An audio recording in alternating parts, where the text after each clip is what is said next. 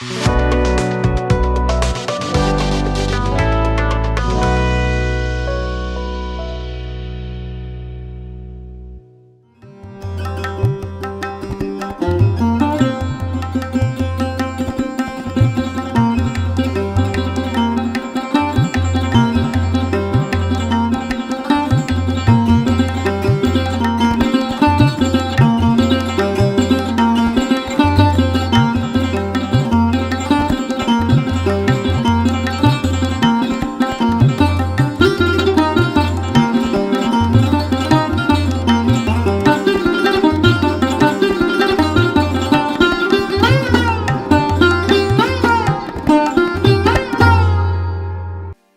जीशु ख्रीष्ट अति बहुमूल्य नाम संपर्क इंडिया द्वारा प्रस्तुत नुआ सकाल आशार कार्यक्रम में प्रत्येक को आंतरिक शुभेच्छा अभिनंदन जनाए।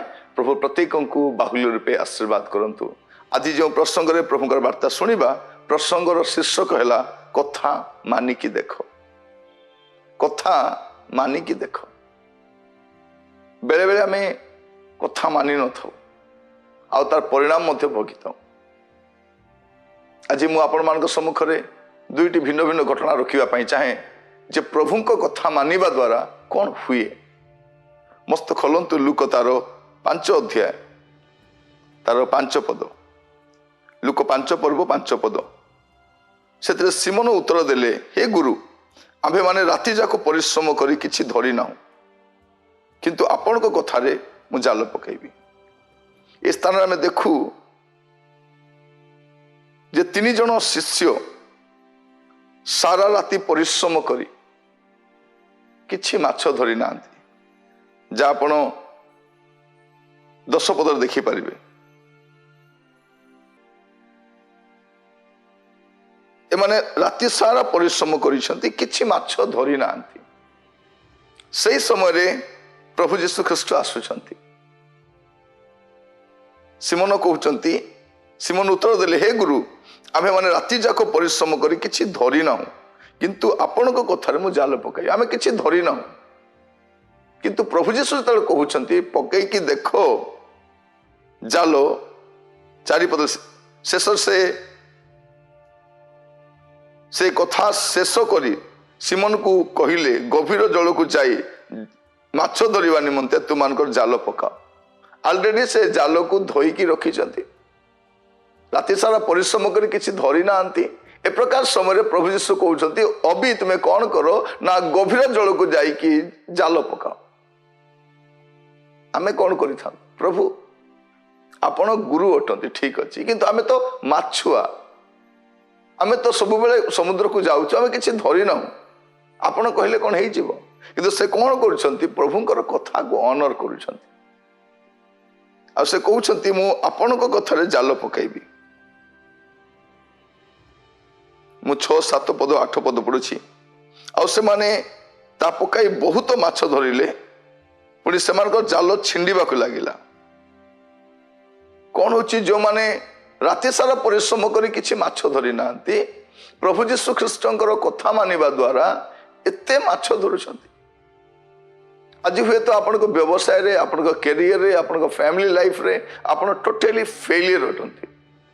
अक्लांत परिश्रम करी मध्य आपण गुडे विषय रे फेलियर अटंती। फैमिली लाइफ रे, कैरियर रे, बिजनेस रे, मिनिस्ट्री रे, कौन सी विषय मध्य ही पारे आपण विफल होइछंती। आज प्रभु आपण को जहा कहउछंती, आपण टिके प्रभु को कथा को मानिकी देखंतु।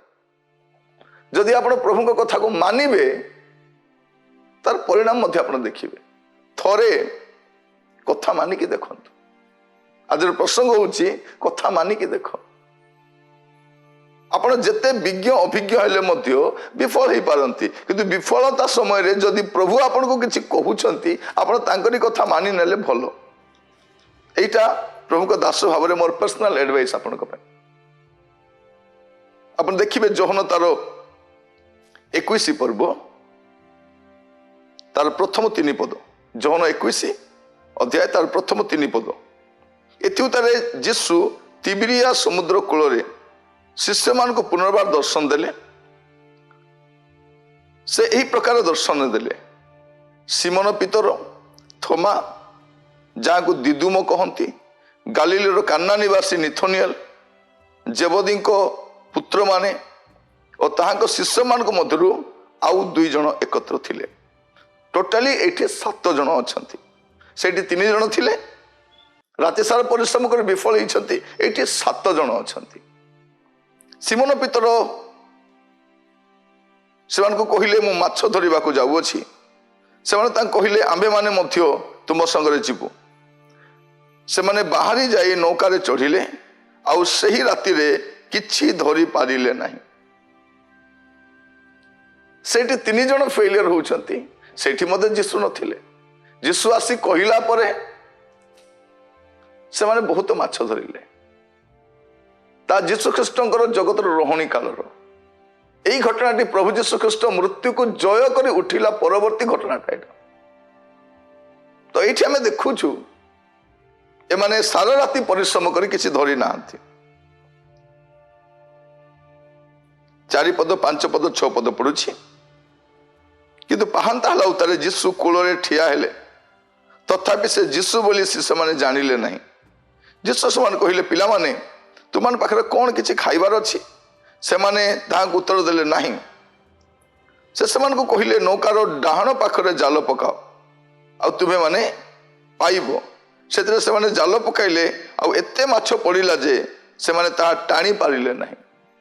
ଏଇଠାରେ ମଧ୍ୟ ଆମେ ଦେଖୁ ଯେ ପ୍ରଭୁ ଯୀଶୁ ଖ୍ରୀଷ୍ଟଙ୍କର କଥା ମାନିଲା ପରେ ଗୋଟେ ମିରାକେଲ ହୁଏ, ଗୋଟେ ଆଶୀର୍ବାଦ ହୁଏ, ଗୋଟେ ଆଶ୍ଚର୍ଯ୍ୟ କର୍ମ ହୁଏ, ଗୋଟେ ଭିନ୍ନତା ଆସିଥାଏ। ଆପଣମାନଙ୍କୁ ମଧ୍ୟ ମୁଁ ସେୟା କହିବା ପାଇଁ ଚାହେଁ, କଥା ମାନିକି ଦେଖନ୍ତୁ। ଆମେ ଅନେକଙ୍କର କଥା ମାନିଥାଉ। ଆମେ ଡକ୍ଟରଙ୍କ କଥା ମାନୁ, ଘର ବନାଇବା ସମୟରେ ଯେଉଁମାନେ ଯାହା ପରାମର୍ଶ ଦିଅନ୍ତି ସେଇ କଥା ବି ମାନୁ, ଗାଡ଼ି କିଣିବା ସମୟରେ ଅନେକ ପରାମର୍ଶ ସେଇ କଥା ମାନୁ, ଆମେ ଗୁଡ଼ିଏ କଥା ମାନୁ। କିନ୍ତୁ ପ୍ରଭୁ ଆମକୁ ଯାହା କୁହନ୍ତି ସେଇଟା ଆମେ ମାନିଥାଉ କି? ସେଇ କଥା ମୁଁ ଆପଣମାନଙ୍କୁ କହିବା ପାଇଁ ଚାହେଁ। କାରଣ କଥା ମାନିଲେ ଆଶ୍ଚର୍ଯ୍ୟ କର୍ମ ହୁଏ, କଥା ମାନିଲେ ଭିନ୍ନତା ଆସିଥାଏ। ଆଜି ହୁଏତ ଆପଣଙ୍କ ଜୀବନରେ ଗୁଡ଼ିଏ ବିଷୟରେ ଆପଣ ବିଫଳ ଅଟନ୍ତି। କଥା ମାନିକି ଦେଖ। ବାଇବେଲ ପଢିବା ସମୟରେ ପ୍ରଭୁ କଥା ହୁଅନ୍ତି। ଆପଣ ଚର୍ଚ୍ଚରେ ଯିବା ସମୟରେ ପ୍ରଭୁ କଥା ହୁଅନ୍ତି। ଦାସମାନଙ୍କ ଦ୍ୱାରା କଥା ହୁଅନ୍ତି। ଡେଇଲି ଡିଭୋସନ ସମୟରେ କଥା ହୁଅନ୍ତି। ପ୍ରଭୁ ବିଭିନ୍ନ ବାକ୍ୟ ମାଧ୍ୟମରେ ଆମ ସହିତ କଥା ହୁଅନ୍ତି। କିନ୍ତୁ ସେ କଥା ହେବା ସମୟରେ ଆପଣ ସେଇ ବାକ୍ୟକୁ ଶିରୋଧାର୍ଯ୍ୟ କରନ୍ତି କି? ସେଇଟା ହେଉଛି ବଡ଼ ବିଷୟ, ସେଇଟା ହେଉଛି ମୁଖ୍ୟ ବିଷୟ। ଆଜି ମୁଁ ଆପଣମାନଙ୍କୁ ଏନକରେଜ କରିବା ପାଇଁ ଚାହେଁ, ଯଦି ଆପଣଙ୍କ ଜୀବନରେ ବିଫଳ ହେଇଛନ୍ତି, ଜୀବନରେ ଗୁଡ଼ାଏ ସମସ୍ୟା ଦେଇ ଗତି କରୁଛନ୍ତି, କ'ଣ କରିବେ ଜାଣିପାରୁନାହାନ୍ତି, ପ୍ରଭୁ ଆପଣଙ୍କୁ ଯାହା କହୁଛନ୍ତି ଆପଣ ପ୍ରଭୁଙ୍କର କଥାକୁ ମାନି ନିଅନ୍ତୁ। ଆପଣ ଭିନ୍ନତା ଦେଖିବେ, ନିଶ୍ଚିତ ଭାବରେ ଦେଖିବେ। କାରଣ ପ୍ରଭୁଙ୍କ କଥା ମାନିଲା ପରେ ଆଶ୍ଚର୍ଯ୍ୟ କର୍ମ ହୁଏ, ଭିନ୍ନତା ଆସିଥାଏ, ପରିସ୍ଥିତି ବଦଳିଥାଏ, ସମସ୍ୟାର ସମାଧାନ ହେଇଥାଏ। ଆଉ ପ୍ରଭୁ ସେଇଆ ଆପଣଙ୍କ ଜୀବନରେ କରନ୍ତୁ। ଆସନ୍ତୁ ପ୍ରାର୍ଥନା କରିବା। ମହାମଙ୍ଗଳମୟ ସ୍ୱର୍ଗସ୍ଥ ପିତା, ଆମେ ଆପଣଙ୍କୁ ଧନ୍ୟବାଦ ଦେଉଛୁ ପ୍ରଭୁ ଆଜିର ସମ୍ବାଦ ପାଇଁ। ପ୍ରଭୁ ଆମମାନଙ୍କ ଜୀବନରେ ଆମେ ଅନେକ କ୍ଷେତ୍ରରେ ବିଫଳ ହେଇଛୁ, ସମସ୍ୟାଗ୍ରସ୍ତ ହେଇଛୁ, ଋଣଗ୍ରସ୍ତ ହେଇଛୁ, ଗୁଡ଼ାଏ ସମସ୍ୟାର ସାମ୍ନା କରିଛୁ ପ୍ରଭୁ। କିନ୍ତୁ ଆଜିର ବାକ୍ୟ ପ୍ରମାଣେ ପ୍ରଭୁ ଆମେ ଆପଣଙ୍କର କଥା ମାନିବା ପାଇଁ ନିଷ୍ପତ୍ତି ନେଉଛୁ। ପ୍ରଭୁ ଆପଣ ଯେତେବେଳେ ଆମ ସହିତ କଥା ହେବେ ପ୍ରଭୁ, ସେ କଥାଟିକୁ ଶିରୋଧାର୍ଯ୍ୟ କରିବା ପାଇଁ ସାହାଯ୍ୟ କର। ଆମମାନଙ୍କ ଜୀବନର ପାପ, ଅଯୋଗ୍ୟତା, ମନ୍ଦତା, ଦୁର୍ବଳତା ସବୁ କ୍ଷମା କର ପ୍ରଭୁ। ଯେପରି ଆମେ ଆପଣଙ୍କ କତିରେ ରହିପାରିବୁ। ମୁଁ ପ୍ରାର୍ଥନା କରୁଛି ପ୍ରଭୁ, ଯେଉଁମାନେ ବିଭିନ୍ନ ସମସ୍ୟା ଦେଇ ଗତି କରୁଛନ୍ତି ଆଉ ବର୍ତ୍ତମାନ ସେମାନେ ନିଜକୁ ସମର୍ପଣ କରୁଛନ୍ତି, ପୁଣି ଆପଣଙ୍କ ରବ ଶୁଣିବା ପାଇଁ, ଆପଣଙ୍କର କଥା ମାନିବା ପାଇଁ ପ୍ରଭୁ ସିଦ୍ଧାନ୍ତ ନେଉଛନ୍ତି, ସେମାନଙ୍କୁ ଆଶୀର୍ବାଦ କର। ଆପଣଙ୍କ ଦୟା ସେମାନଙ୍କ ସଙ୍ଗ ଧରୁ। ପ୍ରାର୍ଥନା ମୋର ପ୍ରାଣର ପ୍ରିୟ ଯୀଶୁଙ୍କ ନାମରେ ମାଗିଲି, ଆମେନ୍। ପ୍ରଭୁ ଆପଣମାନଙ୍କୁ ପ୍ରତ୍ୟେକଙ୍କୁ ବାହୁଲ୍ୟ ରୂପେ ଆଶୀର୍ବାଦ କରନ୍ତୁ। ନମସ୍କାର।